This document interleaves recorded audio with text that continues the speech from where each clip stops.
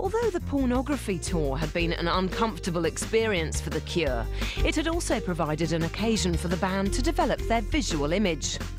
The band members wore lipstick around their mouths and eyes and begun to articulate a clear sense of their live identity. First time I saw them play live, there was Robert Smith would kind of stand there, hold his guitar and sing, and there was not much movement. Very charismatic though, he didn't have to do anything. Simon Gallup would do like he does now, kind of hunch over his bass and move backwards and forwards, very kind of Stranglers stroke Peter Hook thing going on there. And that was a performance. They had a film as well. They showed a film in the background they made, like a very kind of arty kind of film. It's very stark lighting and very dark, but they didn't need a big performance because the music was so dense, it kind of pulled you in.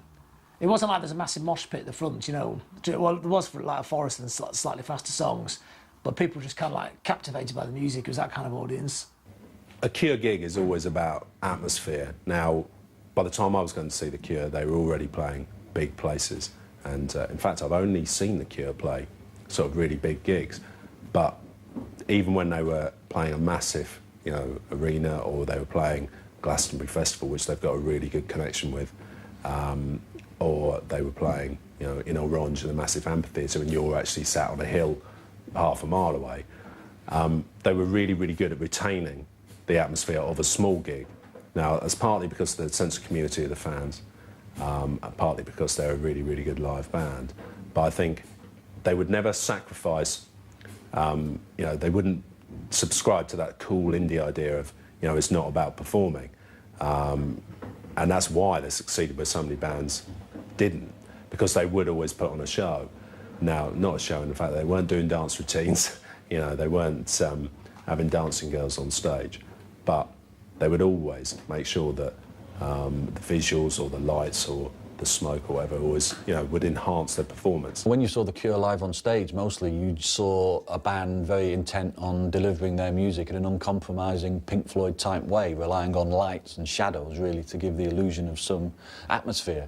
But effectively they were there pretty much just going through the music. They were just delivering the songs. And I think because it was all coming out of Robert Smith's mind to an extent, and we saw little hints of it with the hair and the lips, but essentially it was a mental state he was delivering. So physically, he wasn't, you know, a natural performer, and I guess his size counted against him, the old Fat Bob thing. You know, he wasn't necessarily going to throw loads of poses and jump about and give that kind of physical resonance. So it did have that slight sort of sense of a delivery, of a concert, like Pink Floyd, a concert of music. It was that serious side of Robert, you know, that he tried to give great disguise with the hair and the lips, but effectively a serious musician, you know, delivering serious songs that had serious, you know, sort of import about them.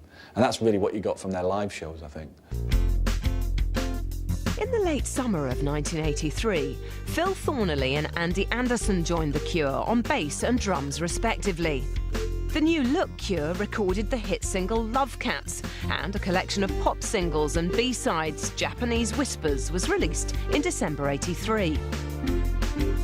I'll always have a great deal of affection for the Love Cats because A, it was one of the records that, you know, really got me into The Cure, but also because it was one of those records that showed that you can have the poppiest record in the world, you can go out there and you can be poppier than any boy band, any girl group, anything that's got Simon Cowell's name over it, but it doesn't mean you have to be stupid, you know. And the Love Cats is an incredibly intricate and clever record.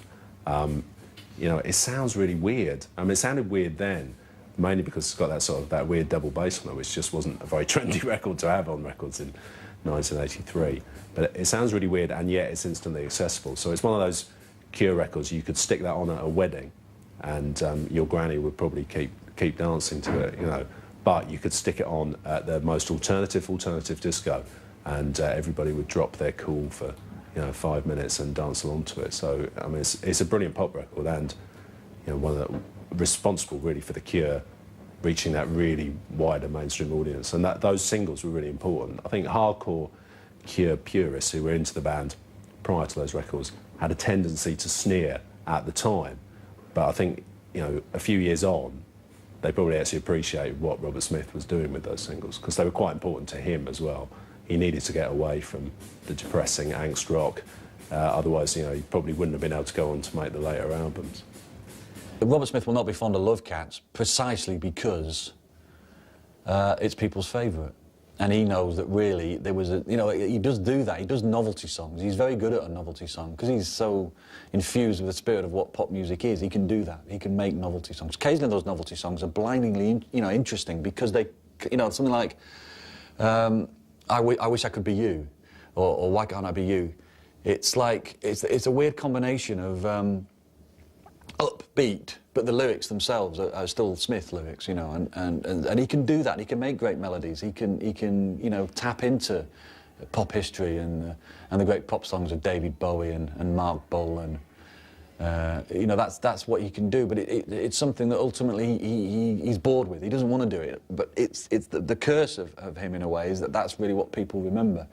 It's the upbeat, it's the pop choruses, it's the catchiness, not the epic, textural glories where he's approaching some kind of, postmodern classical music using the guitar almost in a sort of Lou Reed sense. I think, if you took the body of what we've done, right from the beginning, right the way through, it's pretty evenly balanced between, unhappy and happy.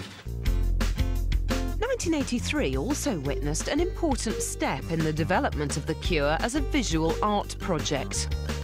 The band had decided to shoot a video for Let's Go to Bed, a move that began a long and much celebrated collaboration with director Tim Pope. Tim Pope's videos for In Between Days and Close to Me in particular were, incredibly groundbreaking videos. People think of the 80s as the golden age for the pop video, but actually 99% of them were rubbish. And the other 1% was just expensive rubbish. So to have something which clearly had not a great deal of money had been spent on, but there was an enormous amount of visual creativity in those videos, and indeed in loads of other videos that they made as well. But just the idea of Robert Smith in a wardrobe falling off a cliff, or being attacked by fluorescent gloves or whatever those things were, you're never quite sure what was going on in their videos, which was a bit different to the other stuff as well. So. Certainly livened up the chart show on many a Saturday morning. Tim Pope always did something that was more arty, more clever, and much more original. And so you knew if there's a Cure single coming out, you couldn't wait to see the Cure video. They weren't a visual group, a visual act. And it is fascinating that they had that dimension given to them by mainly Tim Pope sort of interpreting the idea of what the Cure might be like if they were a wacky pop group, as they occasionally appeared to be. And I guess Pope gave them that image, that sense that they were, almost like the British group Madness, these incredible little kind of vignettes of eccentricity and exhibitionism, which live they weren't that at all. But it was a fantastic way of sustaining themselves during the video era. Tim Pope managed to sort of get into that part of Robert Smith that is the exhibitionist, that does have the hair. He doesn't move like one, but he has the hair and he has the lips, and he managed to create all sorts of visual symbols for that in these videos that gave the Cure a lot of energy through the video period. In 1984, The Cure released The Top, a bleak and ill-received album that saw Thornley and Anderson leave the band following the subsequent world tour. Smith reorganised the band, adding drummer Boris Williams and guitarist Paul Thompson, as well as inviting Simon Gallup to rejoin on bass. The new lineup released Head on the Door in 1985. The album not only reached the UK top 10, but it also climbed to number 59 in the US, the first time that The Cure had broken the American top 100. I think the key Cure tracks, probably in terms of cementing their popularity with the British public, were In Between Days and Close to Me, because really that was all the genius things that the Cure do, just crammed into 2 songs. You didn't have to listen to an entire album to get a sense of what they were doing. You could just put one of those songs on and pretty much instantly know where Robert Smith was coming from, because they were great tunes for a start, and in other hands they could have just been